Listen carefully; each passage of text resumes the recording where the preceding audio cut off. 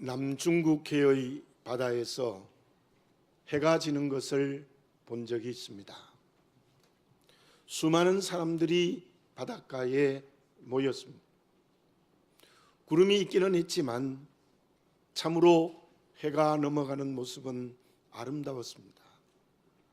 수많은 사람들이 바닷가에서 소리를 치는가 하면 두 손을 들고 펄쩍펄쩍 뛰는 사람도 있었습니다.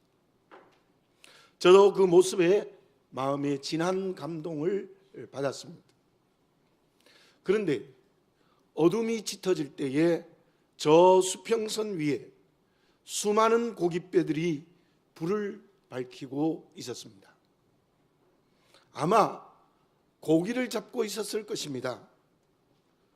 열심히 수고하며 힘든 일을 하고 있었다는 생각이 들었습니다. 저는 그렇게 상반된 두 모습을 보면서 생각난 것이 있었습니다. 하나님의 나라는 어떤 곳일까? 예수님께서 공생의 3년 동안 말씀하신 중요한 말씀의 주제가 하나님의 나라입니다. 하나님이 주인 되신 곳입니다. 사람이 주인이 되면 안 된다는 것입니다. 세상의 가치가 주인이 되어도 안 됩니다. 박범신 작가가 쓴 책처럼 물의 나라, 불의 나라가 되면 안 되는 것이죠. 그렇다면 그 하나님의 나라가 구체적으로 무엇입니까? 바닷가의 석양의 감동을 받은 것처럼 마음이 감동을 받아야 됩니다. 어떻게 감동을 받아야 될까요? 에베소서 5장 18절에 보면 이런 말씀이 있습니다. 술 취하지 말라. 이는 방탕한 것이니 오직 성령의 충만함을 받으라. 마음이 하나님의 나라가 되는 것은 성령의 감동으로 마음이 채워져야 되는 겁니다. 다른 것으로 채워지면 안 됩니다. 성령이 충만해야 됩니다. 마음이 세속화되면 안 된다는 것이죠. 그리고 삶의 자리는 어떠해야 됩니까? 바다의 고깃배들이 성실하게 고기를 잡는 수고를 하는 것처럼 성실한 삶의 자리가 되어야 합니다. 말씀에 순종하는 가정이 되어야 되고, 말씀에 순종하는 직장과 사업이 되어야 하고, 주님의 뜻대로 사람을 만나고 대화해야 합니다. 믿지 않는 사람보다 더 성실하게 일하고 모범을 보여주어야 합니다. 그 두 가지가 함께 어우러져 있을 때 그 사람이 예수님이 말씀하신 하나님 나라의 길을 걸어가고 있다, 그렇게 말할 수 있습니다. 그런데 그 두 가지의 조화가 깨어지는 경우가 있습니다.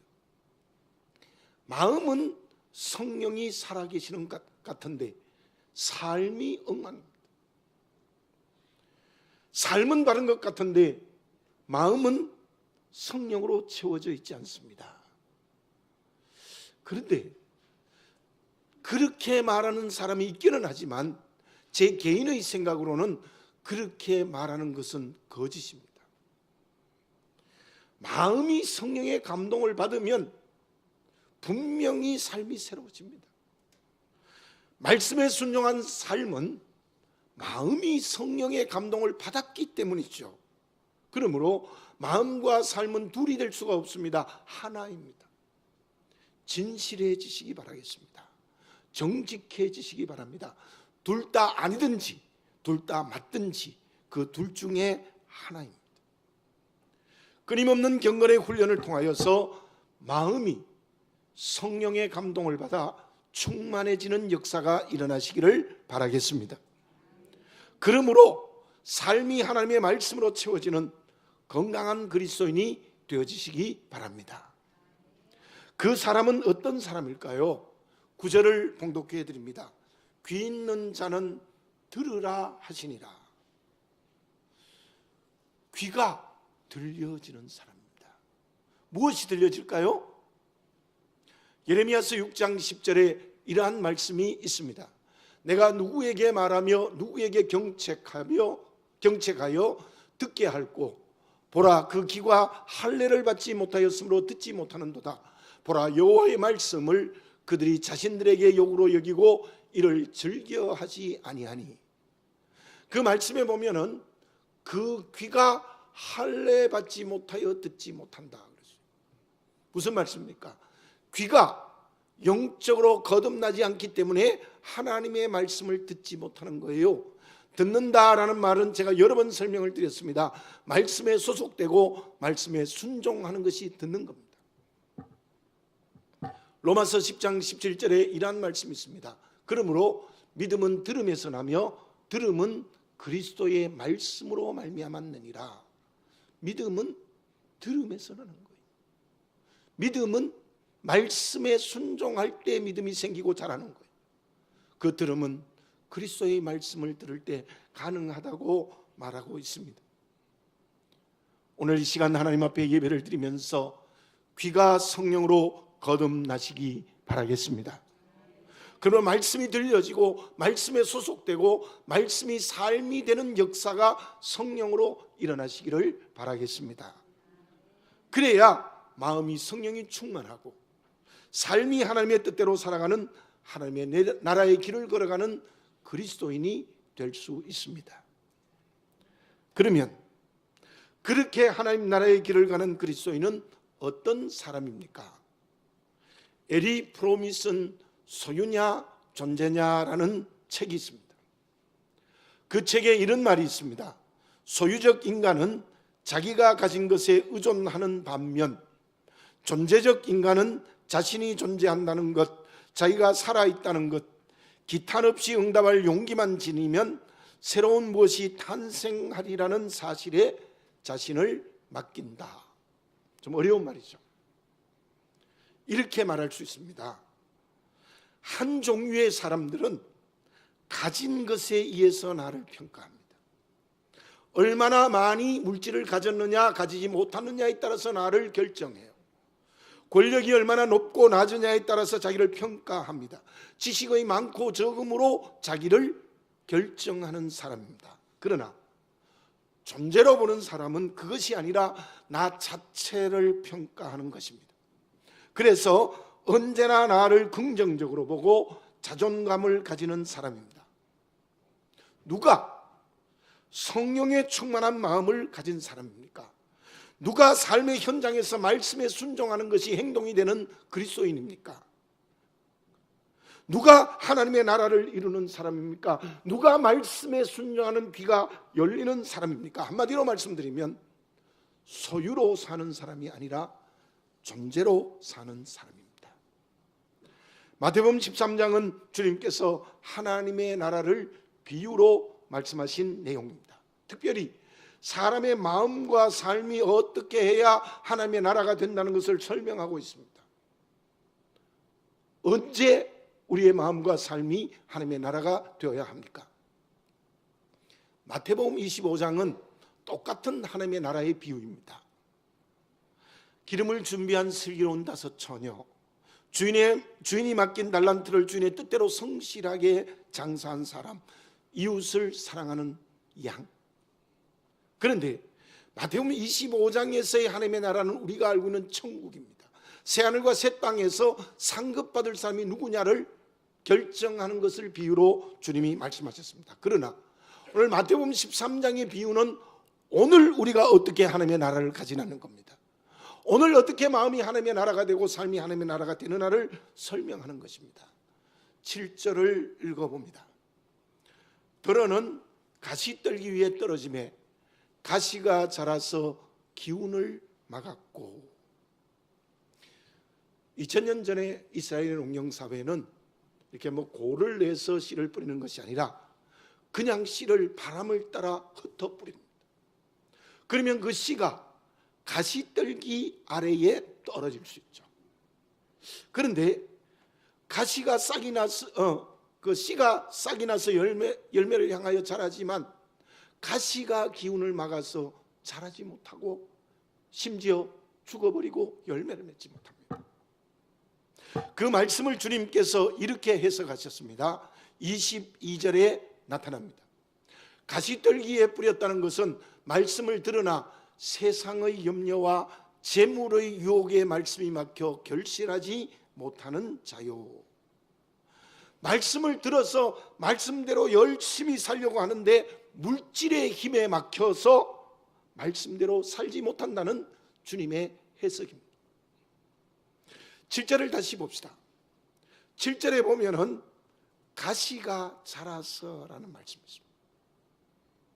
씨가 가시떨기 위에 떨어져서 자랄 때 옆에 있는 가시도 함께 자란다는 거예요. 여기에서 눈여겨봐야 될 게 가시가 자란다는 거예요. 주님은 이 부유에서 무엇을 말씀하고 계십니까? 하나님의 나라는 내가 소유하고 있는 물질에 의해서 내가 결정되는 것이 아니라 앞에서 말씀드린 것처럼 하나님의 자녀로서의 자기를 발견하는 겁니다. 물질을 얼마를 가졌느냐에 따라서 나를 평가해서는 안 된다는 거예요. 그런데 예수 믿는 사람도 얼마나 돈을 가졌느냐 가지지 않았느냐에 따라서 자기를 결정해요. 이거 안 된다는 거예요, 주님이. 근데 놀라운 것은 믿음의 연륜이 많아질수록 자꾸만 신앙이 자랄수록 물질의 힘은 더 강하게 자라서 믿음이 자라지 못하냐. 여기에서 우리가 알아야 될 것이 있습니다. 그리스도인은 물론 물질이 필요 없습니까? 아닙니다. 물질이 필요합니다. 우리에게는 물질이 많은 것이 하나님의 축복입니다. 성실하여 얻은 물질은 하나님이 기뻐하십니다. 그러나 물질이 많고 적음에 의해서 자기를 평가해서는 안 된다는 거예요. 물질이 많은 사람은 아리마대 요셉이나 니고데모와 같은 사람이 되었으면 좋겠습니다. 그들은 공회의 회원으로서 최고의 권력을 가지고 있었고 부자였습니다. 그럼에도 불구하고 그들은 물질로 자기를 평가하지 않았어요. 주님의 제자로 자기를 보았습니다. 그래서 주님께 제일 좋은 무덤을 제공하였고 최고의 향품을 관에 넣었습니다.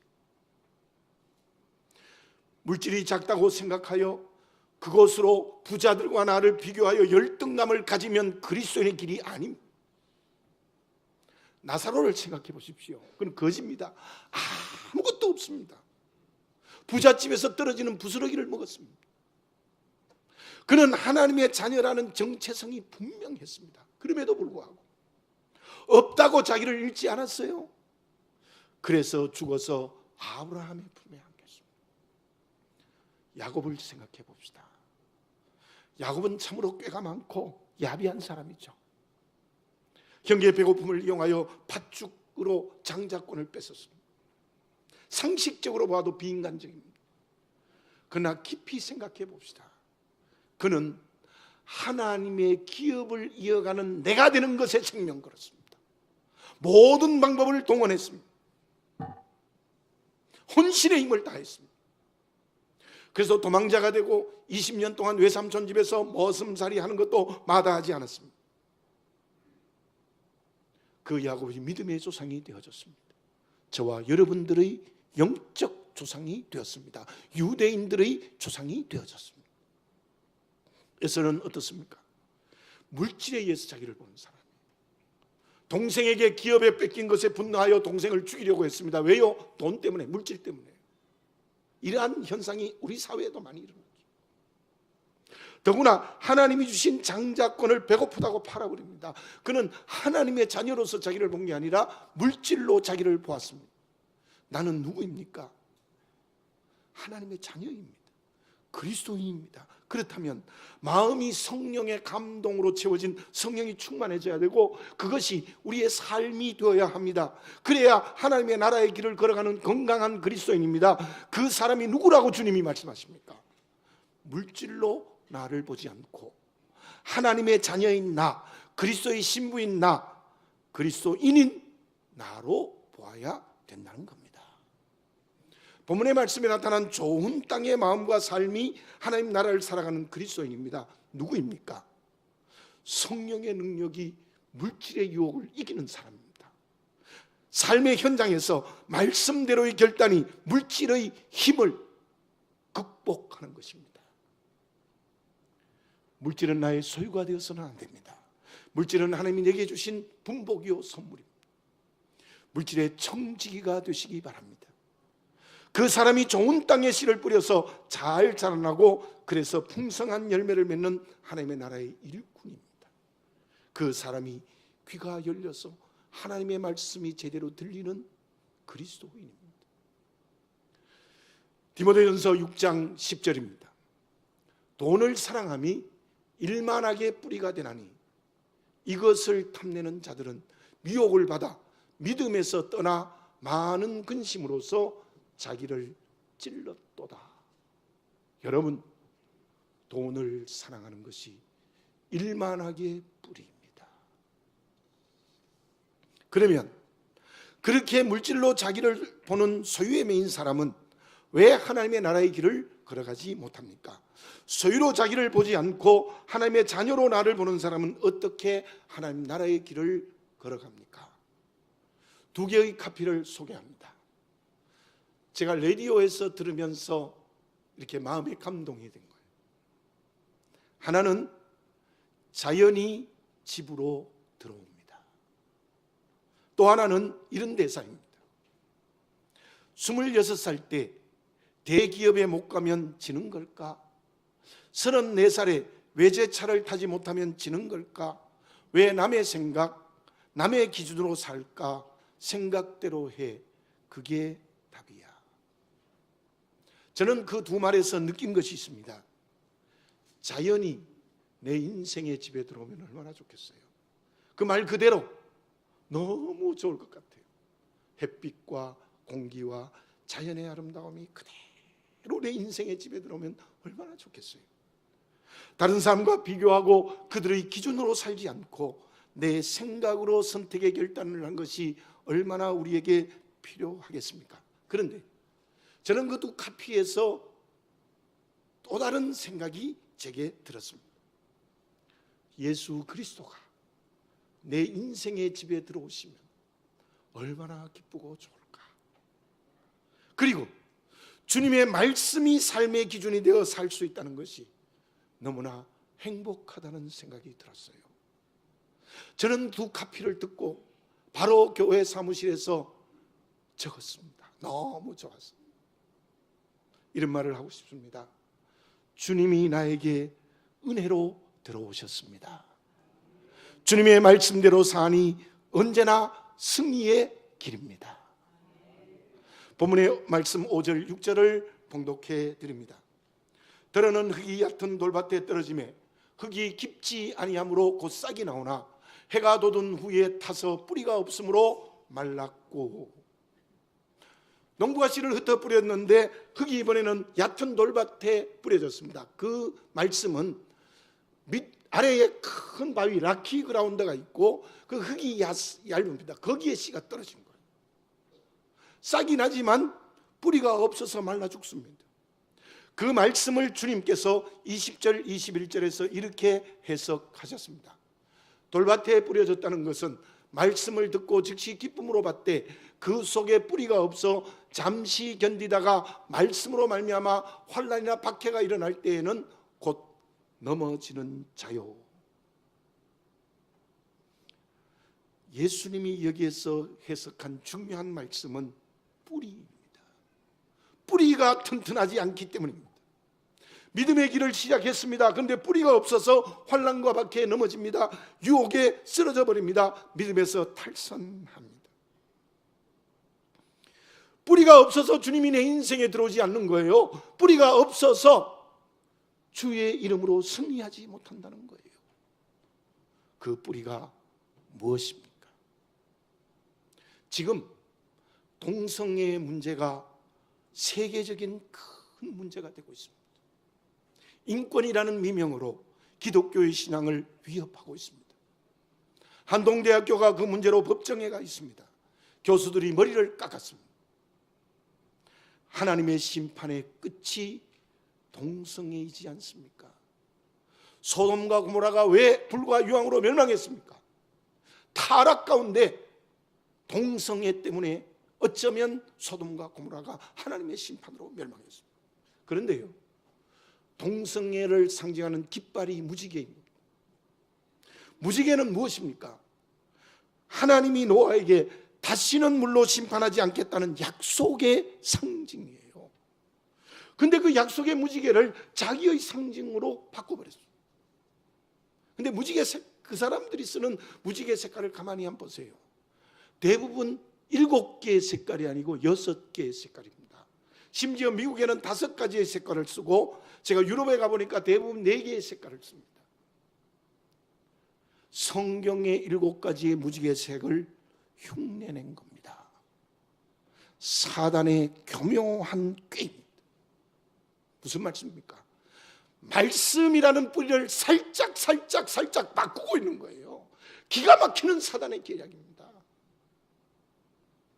믿지 않는 세상은 두고 교회가 왜 이렇습니까? 본문의 말씀대로 뿌리가 없거나 뿌리를 바꾸거나 얕기 때문입니다. 하나님이 교회의 주인이라는 분명한 뿌리가 없어요. 말씀이 뿌리라는 게 없어요. 살짝 바꾸는 교묘한 사단의 꾀에 넘어가고 있어요.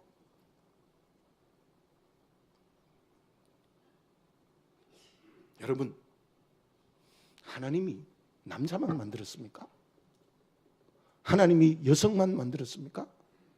하나님이 누구와 누구를 결혼해야 된다고 합니까?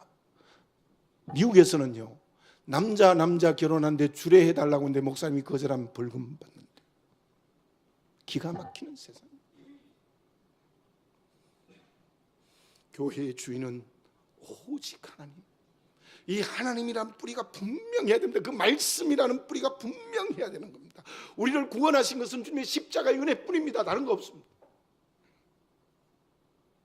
주님이 교회에 들어와 주인이 되시는 것이 뿌리입니다. 말씀이 기준이 되어 교회가 세상을 이기는 것이 바로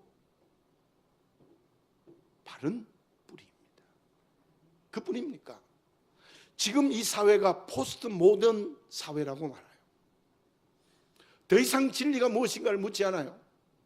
그렇게 되면 옹졸하고 편협한 사람으로 몰아냅니다. 근데 그게 교회에 들어오고 있습니다. 참으로 교묘한 사단의 계략입니다. 왜 진리가 하나냐는 겁니까? 쉽게 말씀드리면 이러합니다. 교회의 진리도 주님만이 아니다. 다른 것도 진리가 될 수 있다. 참으로 죄송하지만 캐톨릭이 그렇습니다. 지금 부처를 통해서도 구원이 있고 사상이나 이데올로기도 진리가 될 수 있다는 거예요. 기가 막히는 거예요. 여러분들 분명히 말씀드립니다. 이 문제는 옹졸해도 괜찮아요. 편합해도 괜찮아요. 고집이 있어도 괜찮아요. 물론 교회가 문을 크게 열어야 합니다. 그러나 주님만이 진리이시라는 것에 생명 걸고 지켜야 됩니다. 왜냐하면 그것은 오늘 주님이 말씀하시는 진리이기 때문입니다. 좋은 땅에 씨가 뿌려졌다는 것은 무엇입니까? 뿌리가 깊이 내려서 잘 자라서 좋은 열매를 맺는 겁니다. 교회의 뿌리는 오직 예수 그리스도이십니다. 그분이 말씀하신 말씀입니다. 나도 마찬가지입니다. 예수님만이 내 인생의 주인입니다. 그분의 말씀만이 내가 걸어가야 될 길입니다. 그것을 살짝 바꾸는 사단의 꾀에 넘어가면 안 됩니다. 그 정체성이 분명해야 교회다운 교회가 될 수 있고 그리스도인다운 그리스도인이 될 수 있습니다. 그 사람이 소유로 자기를 보는 사람이 아니라 하나님의 자녀로서 자기를 보는 사람입니다. 그렇지 않으면 강하게 말씀드리면 교회가 아닙니다. 그리스도인 아닙니다. 이스라엘 백성들이 가나안 땅에 들어가서 어떻게 되어졌습니까? 이스라엘 백성이 가나안 땅에 들어가서 제사 안 드렸습니까? 하나님 안 믿었습니까? 5가지 제사 다 드렸어요. 그러면서 함께 바알을 풍요의 우상으로 섬긴 겁니다. 물질의 우상으로 섬겼어요. 그것은 하나님이 주인된 하나님의 나라가 아니에요. 뿌리를 잃어버린 이스라엘 백성이에요. 소유에 의해서 자기를 보았던 것입니다. 소유에 의해서 이 백성을 보았던 것입니다. 그 결과가 무엇입니까? 남쪽 북쪽 다 하나님의 심판으로 멸망해버리고 말았습니다. 바울은 언제나 그리스도 안에서였습니다. 그의 열쇠서신에서 그리스도 안에서라는 말씀을 164회나 고백하고 있습니다. 뿌리를 깊이 내린 사람입니다. 어떤 환난, 핍박, 고난에도 흔들리지 않는 뿌리를 가진 사람이 바울입니다. 그는 오직 주님으로 말미암아 자기를 본 사람입니다. 그러므로 수많은 교회를 세우고 사람들을 구원하는 사명의 길을 걸어갈 수 있었습니다. 지금은 믿음을 지키기가 어려운 시대에 살아가고 있어요. 그것은 우리 과거 일제시대 때 순교해야 되는 환경에서 오는 환난과 핍박이 아니라 사단이 교묘하게 광명한 천사로 바꾸어서 우리를 동성애와 다원주의로 우리를 유혹하고 있습니다. 아주 영적으로 교묘하게 병들게 하고 있습니다. 이때 우리는 믿음을 지켜야 됩니다. 돌밭에 말씀의 씨앗이 뿌려지면 안 되는 겁니다. 영적 무장을 해야 됩니다. 경건의 훈련으로 좋은 땅이 되어야 합니다. 오직 하나님만이, 주님만이, 성령만이 주인이 되시는 교회와 그리스도인이 되어야 됩니다. 그때 소유에서 자기를 보는 것이 아니라 하나님의 자녀로서 자기를 보게 되고 그 사람이 성령 충만하여 말씀이 삶이 되는 귀가 열린 그리스도인입니다. 그러면 좋은 땅이 되는 사람, 즉 귀가 열려 하나님의 말씀을 순종하는 그리스도인에게 어떤 축복이 주어집니까? 본문의 말씀 8절을 읽습니다. 들어는 좋은 땅에 떨어짐에 어떤 것은 100배, 어떤 것은 60배, 어떤 것은 30배의 결실을 하였느니라. 아멘. 같이 한번 읽어볼까요? 시작. 들어는 좋은 땅에 떨어짐에 어떤 것은 100배, 어떤 것은 60배, 어떤 것은 30배의 결실을 하였느니라. 아멘. 길가와 가시떨기와 돌밭은 열매가 없어요. 좋은 땅에 떨어질 때 100배, 60배, 30배의 열매의 축복을 주신다는 거예요. 여러분, 이 축복의 길을 걸어가시기 바랍니다. 그 축복이 구체적으로 무엇입니까? 마태복음 6장 33절을 봉독해 드립니다. 그런즉 너희는 먼저 그의 나라와 그의 의를 구하라. 그리하면 이 모든 것을 너희에게 더하시리라. 마태복음 6장이 뭐예요? 공중나는 새를 보라, 들에 피는 백합화를 보라. 먹이지도 않고 입히지도 않고 기르지도 않았는데 잘 자라지 않느냐? 하물며 너희들일까 보냐. 그러면서 이 말씀하셨어요. 하나님의 나라를 구하면 모든 것을 더해 주시다는 이 축복은 분명히 땅의 축복입니다. 입을 것, 먹을 것, 마실 것의 축복입니다. 본문과 연결하면 우리에게 주시는 하나님의 축복이 무엇입니까? 영과 육의 전인격적인 축복입니다. 귀가 열리면 영육의 축복을 받습니까? 갑절입니까? 아닙니다. 100배, 60배, 30배의 축복을 주시겠다는 겁니다. 우리의 삶과 교회에 그렇게 구원의 열매가 맺힐 줄 믿습니다. 하나님의 나라의 지경이 그렇게 넓혀질 줄 믿습니다. 뿐만 아니라 그렇게 되도록 땅의 기업을 풍성히 주실 줄 믿습니다. 사랑하는 교우 여러분, 귀가 열려 듣고 있습니까? 귀가 닫혀 듣지 못하고 있습니까? 기도드리겠습니다. 거룩하신 아버지 하나님, 내 자신을 다시 한번 정직하게 보게 해 주시옵소서. 물질로 나를 평가하지 않습니까? 권력으로 나를 평가하지 않습니까? 지식으로 나를 평가하지 않습니까? 아버지 하나님, 소유로 나를 평가하지 말고 하나님의 자녀로 나를 보게 하여 주시옵소서. 얼마나 내 안에 성령이 충만하느냐, 얼마나 삶이 하나님의 말씀으로 사느냐로 나를 볼 수 있는 영적 눈이 환하게 열려서 말씀이 귀에 들려지는 역사가 일어나게 하여 주시옵소서. 그러한 사람이 되기 위해서 뿌리가 깊이 내린 그리스도인, 또 우리 교회가 되게 해 주시옵소서. 예수님이 내 인생의 집에 우리 교회에 들어와 주인이 되시고 예수님의 말씀으로 승리의 길을 걸어가는 저희들이 되게 해 주시옵소서. 그때 주시는 영육의 축복인 100배, 60배, 30배의 열매를 체험케 하여 주시옵소서. 아버지 하나님, 영적인 귀가 닫힌 자가 되지 말고 영적인 귀가 환하게 열린 그리스도인이 또 우리 교회가 되게 하여 주시옵소서. 예수님의 이름으로 기도드립니다. 아멘.